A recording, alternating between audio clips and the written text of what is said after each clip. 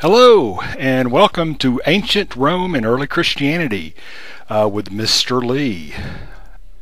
My name is Mr. Lee, and there I am on the slide, and we're ready to start talking about Ancient Rome. Windsor Forest High School in Savannah, Georgia. And I'm glad you're taking time to study with me this afternoon. We're going to take a few minutes and we're going to go through and talk about Chapter 6 in World History Patterns of Interaction that starts on page 152. And remember my motto, when a student reads, a student succeeds. This does not let you off the hook for reading the chapter. This is just some notes and some highlights so you'll understand the chapter better. But you still need to read everything in the book and do all the work so you can do well. Okay, well, let's go on and get started. Again, we're talking about ancient Rome, and this is chapter 6 in the book. And let me get my script here so I can know what to tell you and talk intelligently. Okay, guys, remember that in chapter 6, there are several sections. Actually, there are 5 sections. The first section we're going to be talking about is the Roman Republic, and you got a slide up there. Okay, the city of Rome was founded by the Latin people on a river in the center of Italy. It was a good location, which gave them a chance to control all of Italy. Not bad. And you can see Italy there on the middle of the slide there. It kind of looks like a boot kicking a kind of a deflated football or soccer ball. But again, it's in the very center of Italy. It was a good location. It put them in the middle of the Mediterranean Sea. 2 other groups lived in what is now Italy. The Greeks, and we just studied the Greeks. They lived in the southern part of Italy, and if you'll look, Greece is just to the right. We just studied that just a week or so ago. And the other group to the north were the Etruscans. The Romans borrowed some ideas from both peoples, and we know about that, where we borrow things from other groups. About 600 BC, again, I'm not worried about the dates, but about 600 BC, an Etruscan king ruled over his people and Rome, and by this time Rome had grown to be wealthy in a pretty large city. The Romans resented the Etruscan rule. In 509 BC, they finally overthrew the king. They declared that Rome would be a republic. And usually what happens in government is it's a reaction. If somebody's being oppressed, then people will react and take over. And so they didn't want a king anymore. They wanted a republic. And so the people would have the power to vote to choose the leaders of the government. And they said that Rome would never have a king ever again. So again, Rome is now a republic. There were 2 groups that struggled for power in the new republic, the nobles and the common people. At first, the nobles dominated the government. Over time, the common people won more rights. The basis for Roman law was a set of rules called the 12 Tables. They said all free citizens were protected by the law, and they were posted in the public place for all to see. Now, the government had 3 parts. There were 2 consuls, which were elected each year to lead the government and the army. So one led the government, one led the army. And a person could not become a consul a second time until after 10 years had passed. In this way, the Romans hoped to prevent one person from having too much power, which is actually a pretty good idea. The second important part of the government was the Senate, and it began by choosing about 100 members from the upper classes. Later, its size was expanded, and some members were common people. The Senate passed laws, and there were also assemblies that all people belonged to. They made laws that applied to all their members. All freeborn citizens had the right to vote, and any citizen who owned property had the right to serve in the army. Okay, I'm going to deviate here just a little bit and talk some stuff that you need to know about Rome. Basically, there's an ancient legend that there were 2 twin brothers, Romulus and Remus, and they were abandoned, and they were raised by a she-wolf kind of out in the wild. And the 2 brothers grew up and got into a fight, and guess who won? Romulus won, and that's why the city was named Rome. What do you think the name of the city would be called if Romulus had won the fight? Yes, that's right. It would have been Rome. I guess it's good Romulus won the fight. Okay, guys, one thing that is going to help you, and again, this chapter starts on page 132, and the first section begins on page 155. You need to know those vocabulary words: republic, patrician, plebeian, tribune, consul, senate, dictator, legion, Punic Wars, and Hannibal. You need to know those because that's an important part to understanding this. And let's see, in the 4th century BC, Rome began to expand. Within 150 years or so, it had captured almost all of Italy, and Rome allowed some of the conquered peoples to enjoy the rights of citizenship, which is kind of nice. With its good location, Rome saw a growth in trade, and we saw that before in Greece, right, with Athens. It's important that you have transportation. Okay, but this also brought Rome in conflict with Carthage, which was a trading city in North Africa. Okay, I've got a map up here, and you can find Italy there. Always find Italy by looking for the boot.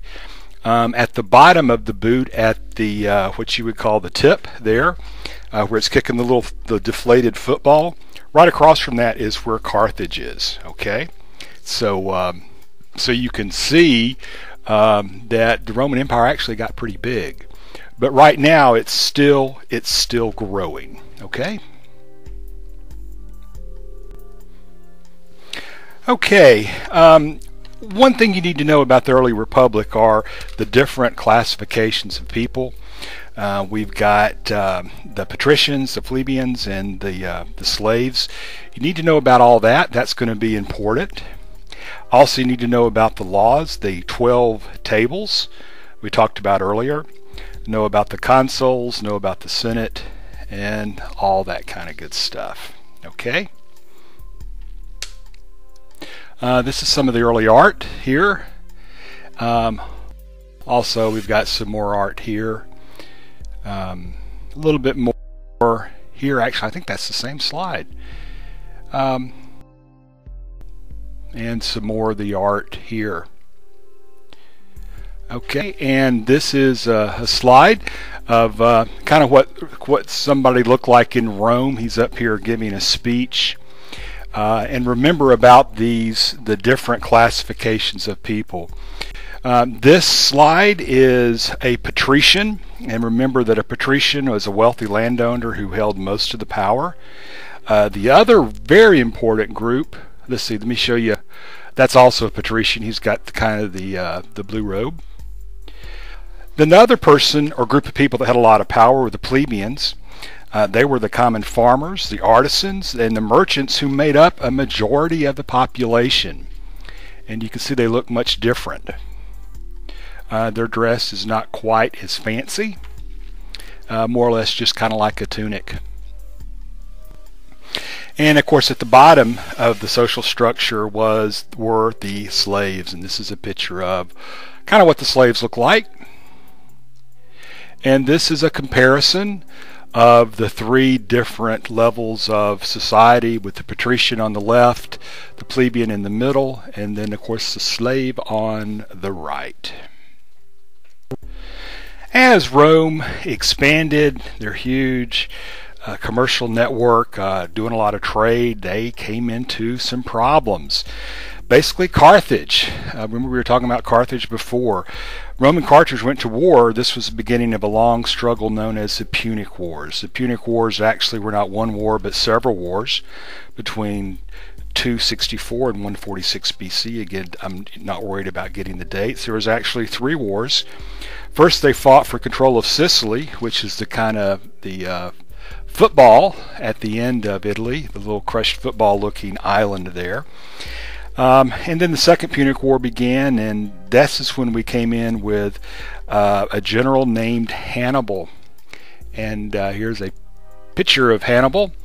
Hannibal was was actually a brilliant military strategist. He assembled an army of something like 50,000 infantry, 9,000 cavalry, 60 elephants with the intent of capturing Rome. Now, instead of a head-on attack, which they would definitely see coming, what did Hannibal do? He came over through the Alps. He basically went around through Spain, over the Pyrenees, through Gaul, which was what we know now as France, over the Alps, and basically attacked from the north. Okay, but anyway, it was an incredible military assault, which people still talk about today. However, the Romans were able to regroup, and they prevented Hannibal from capturing Rome. So that's a picture of Hannibal there. Okay. Now, the Roman Empire does continue for a while. It doesn't really fall yet, but we do have Julius Caesar coming on the throne. Julius Caesar joined with two others, and that was Crassus and Pompeii, and here they are fighting. But this was what was called the triumvirate, and that was Caesar, Pompey, and Crassus. They basically ruled as a group of three. Now, when Caesar, and they basically ruled Rome for the next 3 years. Caesar gained fame with several victories in battle, and Pompey now feared Caesar.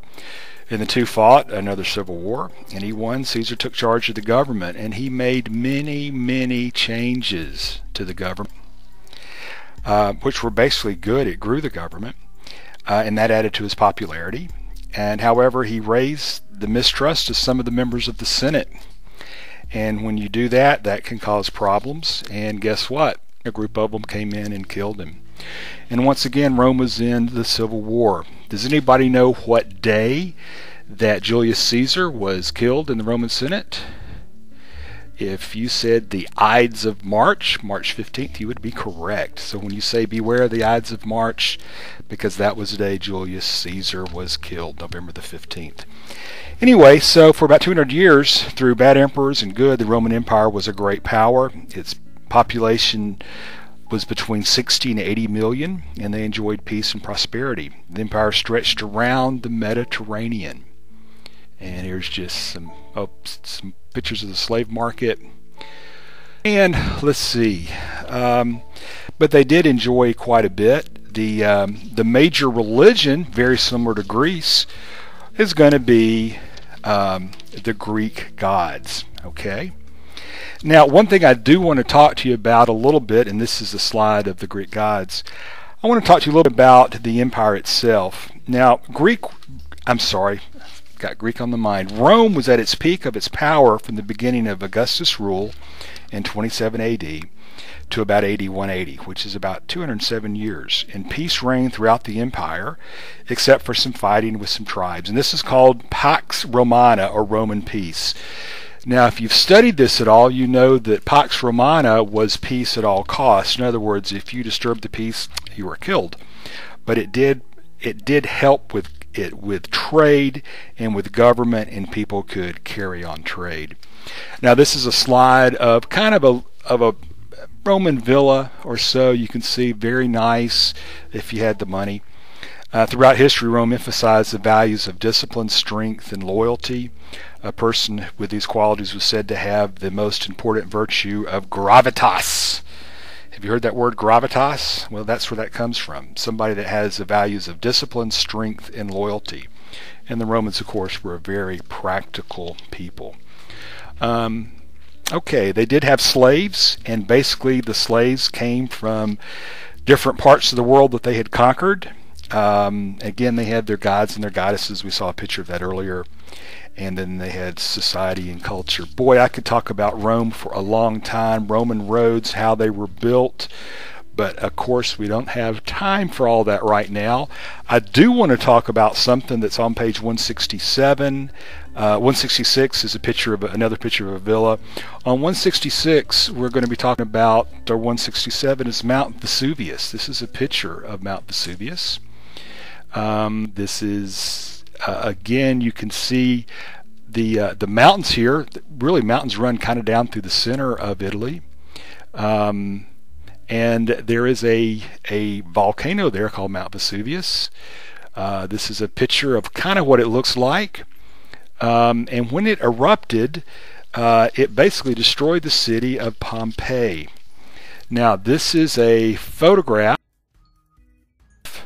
here, and let me read about it. When Mount Vesuvius erupted, ash rained down and covered everything, and it hardened. And bodies decayed under the ash, leaving hollow spaces. As archaeologists developed the technique of pouring plaster into the spaces and removing the ash, the result was a cast of where the body was when it fell. Now, this ash dropped so fast and so quick, people were really caught by what they look like at the time. So it's very interesting. That is Pompeii, Italy. I'm sure you'll read more about that later. And again, guys, don't forget about the vocabulary words in this area. You need to know about the different civil wars. You need to know about Julius Caesar. You need to know about Pax Romana. Read about this in the book, the Triumvirate, which were the three leaders. Okay, and at this time it was still a republic. Okay, now we're going to kind of talk briefly about section 3. This is the rise of Christianity. This is going to be on page 168. I'm not going to go through a lot of this because you may already know about it. If you don't, read your book on page 168. One of the groups which was taken into the empire were the Jews. Many Jews wanted to rid their land of the Romans. Others hoped for the coming of the Messiah or the Savior. According to tradition, God promised that the Messiah would restore the kingdom of the Jews, and this is the time when Jesus of Nazareth was born. And here's a picture of him there. At age 30, Jesus began to travel the countryside preaching his message of love of God, and according to close followers, he performed many, many miracles. He taught those who regretted their sins would be enter an eternal kingdom after death. His fame grew, and many people thought him the long-awaited Messiah. Jewish church leaders did not believe that his teachings were those of God, and Roman leaders feared him, and to hold he had a hold on his people, which he did. He was a great leader. Jesus was arrested and sentenced to death, actually by the Romans, and after his death, his followers said that he had appeared to them again and then gone to heaven. And this is what proved he was the Messiah, and they called him the Christ, which is Greek for Savior. Okay, what I need for you to know about that is that Christianity did spread. This is a picture of the Apostle Paul. And he basically began to take it to all people, just not the Jewish people. Remember that Jesus was a Jew, and Paul was the first one to take the message of salvation to non-Jewish people. This next picture is basically a map of where all that Paul traveled, and it was basically Paul who got the word out. Okay, and as the early church grew, it developed an official structure, and you had different people. Let's see. This is and you've got something that we will talk a little bit about, the dysphoria, and that is a word that you probably need to know because it will probably be on the test, and that is where Jews are driven from their homeland into exile. The dispersal of Jews is called the dysphoria. And that's basically where they were carried off to Babylon, where the temple was ransacked. I'm sure if you've been to church or Sunday school, you may have studied this, and this is a relief of the temple being ransacked. Again, you can look at this on your book, starting at page 168, and it goes through till about 172. Okay, that's section 3. What you need to know by way of vocabulary is you need to know who Jesus was, what an apostle is, who the apostle Paul was, the word dysphoria, D-I-A-S-P-O-R-A. Oh, also you need to know who Constantine is, and this is a picture of Constantine up here on the screen. Let me tell you a little bit about Constantine. I'm kind of jumping a little bit too fast here. Constantine was he was a Roman emperor, and he was fighting three of his rivals for leadership of Rome. And he marched to the Tiber River at Rome to battle his chief rival. And right before the battle, he was at the Milvian Bridge. Constantine prayed for divine help, and he looked up, and basically what he saw was an image of the cross, a symbol of Christianity. Now, he wasn't a Christian at this time, but he ordered artisans or artists to put the Christian symbol on his soldiers' shields, and Constantine and his troops were victorious in the battle. He credited his success to the help of the Christian God. And here's another picture of the Vision. Anyway, kind of cut short the story. He basically made Christianity the empire's official religion. Okay, and so that kind of helped Christianity grow. Okay, or he actually allowed Christianity to flourish. It was actually Emperor Theodosius that made it the empire's official religion. Okay, and the city was named after him, Constantine, and here's a picture of it, or Constantinople, sorry. Pretty. Okay, you can see here on the map up at the upper right-hand side, Istanbul. Istanbul was actually what Constantinople was named later on. Okay, but by having Christianity as the empire's major religion, it allowed it to grow and to spread. Okay. Now, the next area we're going to be going into is going to be section 4. So beginning about 180 AD, Rome entered a period of decline. It suffered a lot of economic problems. Trade slowed as raiders threatened the ships and the caravans that carried goods over the land and sea. And you know, when the economy falls, people start to have problems. The picture I've got up here is actually Attila the Hun. Attila and his band of men kind of came in and captured Rome and drove the last Western Roman emperor from the throne. This is actually, with my slides here, this is a picture of Rome as it's starting to get sacked. But you got a couple of problems. You've got, number one, you've got inflation. And remember, inflation is where money is devalued. The supply of gold and silver went down and the price of goods went up. Food supplies dropped as we had problems with farming and the amount of grain. It just was not a good time. And that's about the time the invaders came in and struck. Okay, you can see from this slide that the Roman Empire at its height covered a great deal of area, and that was another reason for its downfall. It was too big of an area to be able to control, and so the emperors had a hard time keeping control of it. And then you have the outside invaders trying to come in, and it just really got too big.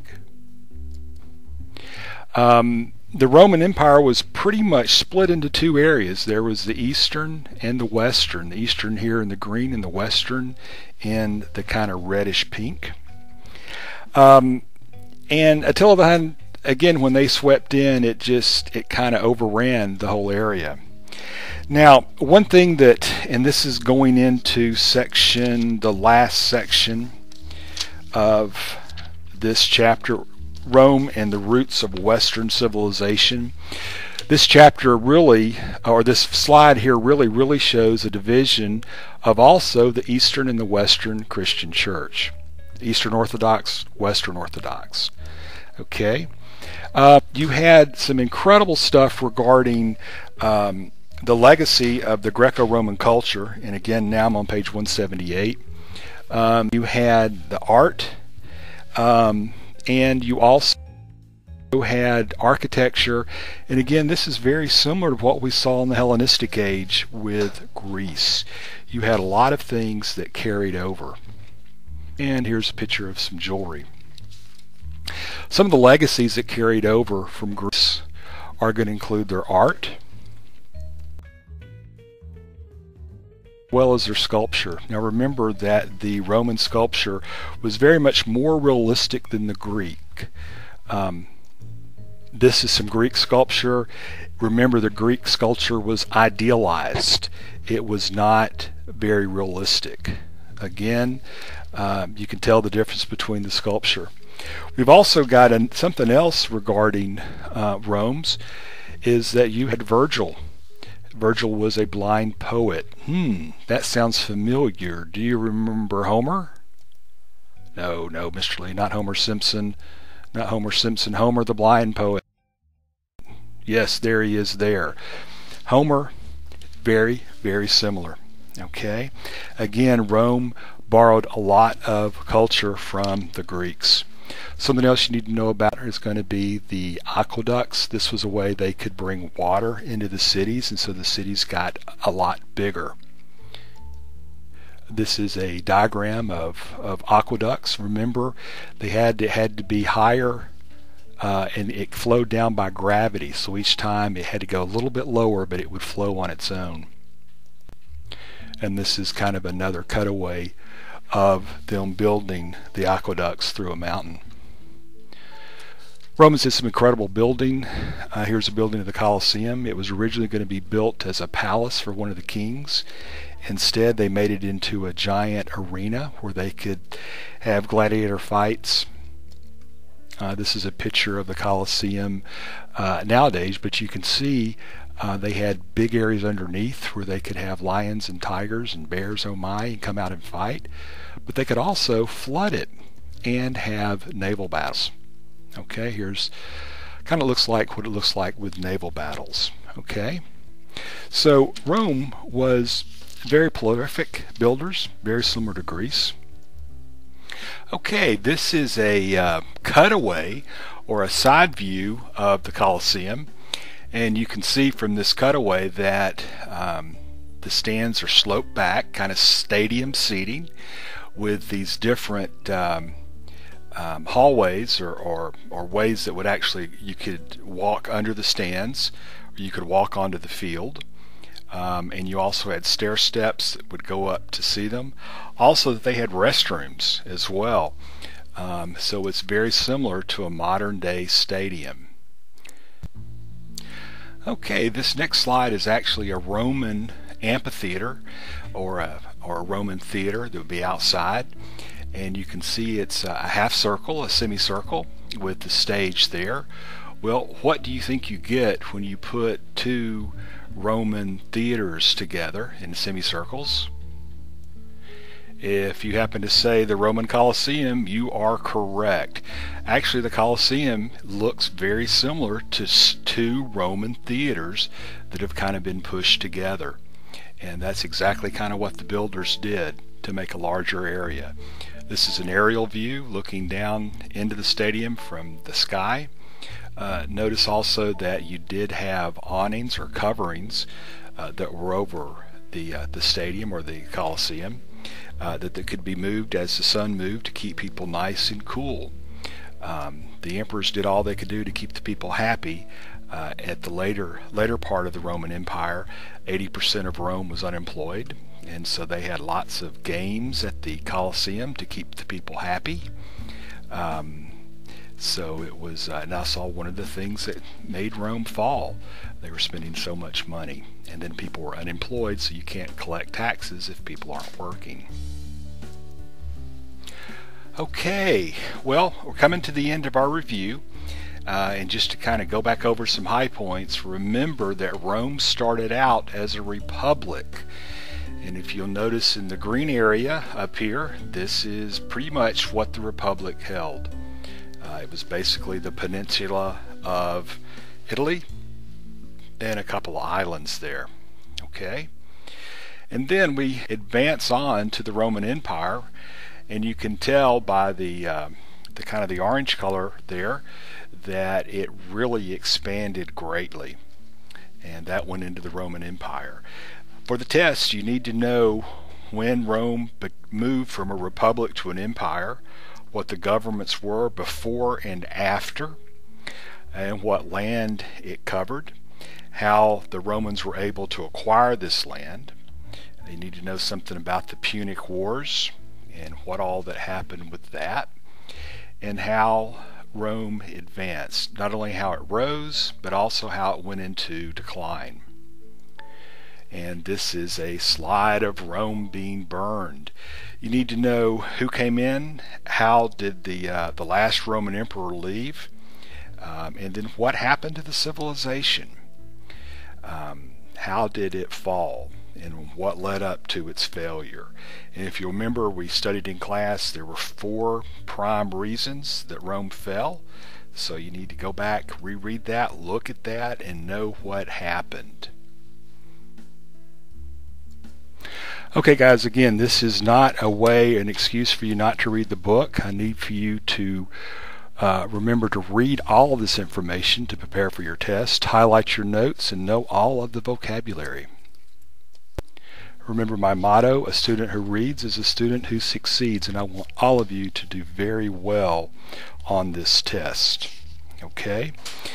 If you've got any questions, you can always come see me. Know that there are some great resources online that you can study, but probably the best thing you can do is to get your book and study. Okay.